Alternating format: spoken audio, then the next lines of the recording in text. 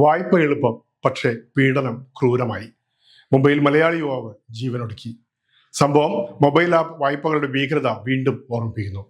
ദാരുണമായ ഈ സംഭവം ഡിജിറ്റൽ കടക്കണിയുടെ അപകടങ്ങളെക്കുറിച്ചുള്ള ഗൗരവമായ ചോദ്യങ്ങളാണ് ഉയർത്തുന്നത്.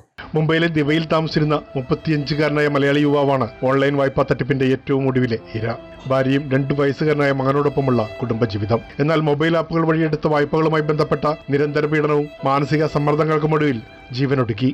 ദേവനാഥിനെ വീട്ടിനുള്ളിൽ മരിച്ച നിലയിലാണ് കണ്ടെത്തിയത്. പ്രാഥമിക അന്വേഷണത്തിൽ മൊബൈൽ ആപ്പുകൾ വഴി വായ്പ എടുത്തിരുന്നതായി വ്യക്തമായിട്ടുണ്ട്. തിരിച്ചടവുമായി ബന്ധപ്പെട്ട മാനസിക പീഡനമാണ് മരണകാരണമെന്നാണ് പോലീസ് നിഗമനം. എന്നാൽ വീട്ടിൽ ഇക്കാര്യമൊന്നും പറഞ്ഞിരുന്നില്ലെന്നാണ് ഭാര്യ ധന്യ പറയുന്നത്. എന്നോടൊന്നും പറഞ്ഞിരുന്നില്ല, എനിക്കറിയില്ലായിരുന്നു. ഒന്ന് പറഞ്ഞിരുന്നെങ്കിൽ ഉണ്ട് ഞങ്ങൾക്ക് ലോണൊക്കെ, പക്ഷെ ഇതിനെ കുറിച്ച് എന്നോടൊന്നും പറഞ്ഞില്ല. മുംബൈയിൽ ജനിച്ചു വളർന്ന യുവാവാണ് ഓൺലൈൻ ചതിക്കുഴിയിൽപ്പെട്ടത്. തൊട്ടടുത്ത ഫ്ളാറ്റിൽ താമസിക്കുന്ന അഖിലും ദുഃഖം പങ്കിട്ടു. ലാംഗ്വേജും കാര്യങ്ങളെല്ലാം അറിയാം. LNTയിലാണ് ഇതിനു മുമ്പ് വർക്ക് ചെയ്ത് തരുന്നത്. ഇപ്പോൾ വിദ്യാഭ്യാസം കാര്യങ്ങളൊക്കെ ഉണ്ട്. എന്നിട്ട് ഇങ്ങനത്തെ ഒരു ഇതിൽ പോയി പെട്ടെന്ന് പറയുമ്പോഴേ അത് ഇവിടെ വന്നതിന് ശേഷമാണ് ഞാൻ അറിഞ്ഞത്.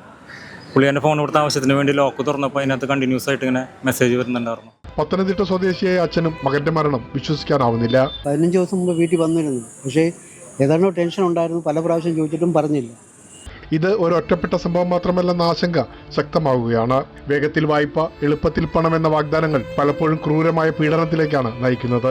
നിരന്തര ഫോൺ വിളികൾ, ഭീഷണികൾ, നാണം കെടുത്തൽ, സ്വകാര്യ വിവരങ്ങളുടെ ദുരുപയോഗം ഇവ സാമ്പത്തിക ഇടപാടിനെ മറികടന്ന് മാനസിക ആക്രമണമായി മാറുന്നു. ദേവനാഥിന്റെ മരണം ഒരു കുടുംബത്തെ മാത്രമല്ല സമൂഹത്തെയും നടുക്കിയിരിക്കുകയാണ്. ഒരു ഭാര്യയ്ക്കും കുഞ്ഞിനും പകരം വെക്കാനാകാത്ത നഷ്ടം. കൂടാതെ ഡിജിറ്റൽ വായ്പകളുടെ അപകടത്തെക്കുറിച്ച് ശക്തമായ മുന്നറിയിപ്പും. സാമ്പത്തിക ബുദ്ധിമുട്ടുകൾ വരാം, എന്നാൽ മൗനം പാലിക്കരുത്. ഭീഷണി നേരിടുമ്പോൾ സഹായം തേടുക. ഒരു ജീവൻ ഏതൊരു വായ്പയിലും വലുതാണ്.